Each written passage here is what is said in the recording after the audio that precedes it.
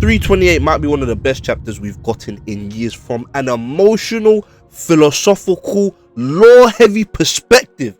It has everything. As always, super appreciative of the support. So if you enjoyed the video, make sure you like, share, and subscribe. And without further ado, let's get into it. So the chapter starts with Ego pulling Asagi into the Bat Cave, and he immediately starts grilling this brother about his Nigeria super goal. Ego is asking this man literally, what was that? And obviously Asagi tries to play coy, talking about it was my ego. Ego gives him one of the nastiest side and is talking about, brother, I created that ego. Don't try that with me. Young buck, I understand experimentation is important, but make sure you don't get lost in the sauce. Asagi kind of fires back at Ego and explains to him, coach, I understand where you're coming from, but close. And obviously Ego is intrigued by now because he's thinking, like, what is Asagi trying to come up with here? So he asks him, close to what? And Asagi says, I'm close to coming up with a theorem, with a formula to defeat Noah. That's why currently, Ego, your foot was not moving me right now. Obviously Ego is looking at this brother talking about, what do you mean by that? And this is where things start to get real.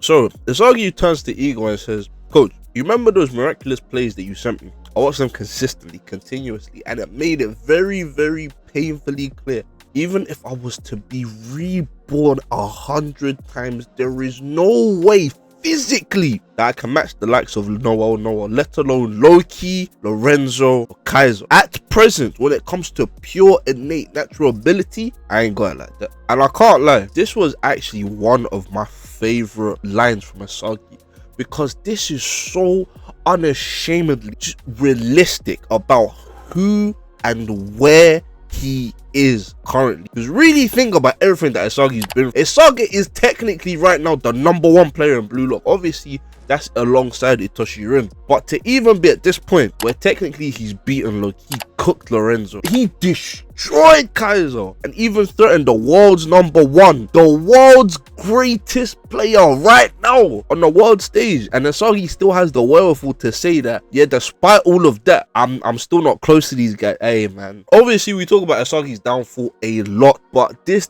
kind of still gives me hope that he's not completely lost in the sauce. Anyway, Asagi doesn't stop there, and he tells Ego that it doesn't actually matter because this world has two types of people. On one hand, we obviously have the geniuses. On the other hand, we have the talented learners, and this is where Asagi comes in, and this is where Asagi's theory is beginning to take shape. And he points it back at Ego because he's the one that's awoken this. Yes, we have these two individuals, these two archetypes of people, but what happens when they come together? We get continual clashes, continuous evolution. Basically, Asagi saying these geniuses that you've populated Blue Lock with, for me, if I am the ultimate weapon, the ultimate talented learner, they are infinite experience, and with enough clashes between geniuses and talented learners, one can eventually make it to the pinnacle. And at this point in the chapter, we're kind of thinking, like, is Ego going to clap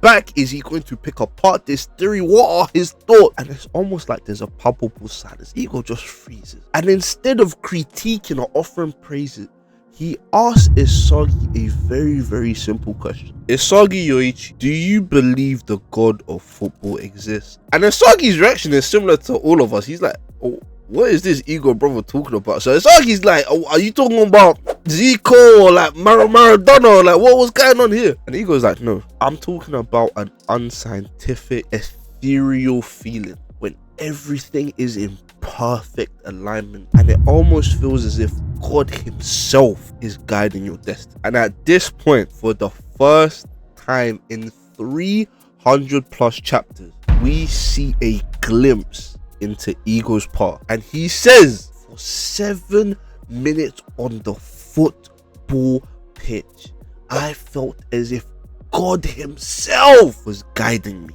Now, the really interesting thing about Ego's explanation here is the image that Kaneshiro is using to portray God, right? Because of all the things he could have drawn, why did Kaneshiro decide to go for a Yatagarasu? Now, typically Yatagarasu are the divine messengers of God. In other words, a herald. Who is ego supposed to be heralded? Now, Isagi's a bit confuddled at this point, but he takes a moment to think, and his response is actually quite surprising. He's like, you know what, maybe God does exist. He picks out 2 specific examples. He says meeting Vatra and the fact that the U-20 ball landed where it did, probably evidence of God exists. And I can't lie to you, that's a crazy thing to say.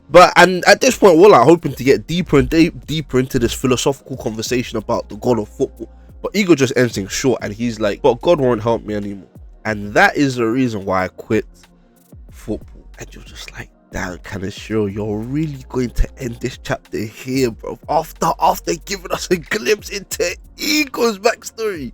But as usual, the GOAT does not disappoint. Hey man, you man can call it plot or what, I don't care, because GOAT proceeds to look Ego Jipachi in the eyes and he says, coach, just watch me. I will go and meet the God of football himself. The Isagi that you created, the Isagi Yoichi that you birthed into existence, I'm going to put him to use and I'm going to surpass you. And the chapter ends with Ego just silently saying to himself, yes, Isagi Yoichi, surpass me. Now, if that is not peak fiction, I don't know what to tell you.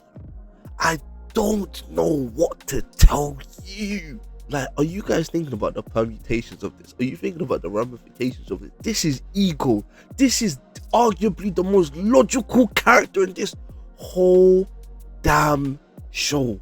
And everything he's been chasing, from the flow equation to the luck equation, has just been him reproducing those 7 minutes of divinity. Now, as always, this chapter just proves it once again that any tongue that rises against Isagi Yoichi shall fail. But I'm curious to hear your theories, because something has been bubbling in my mind and I really want us to have a conversation about the God equation.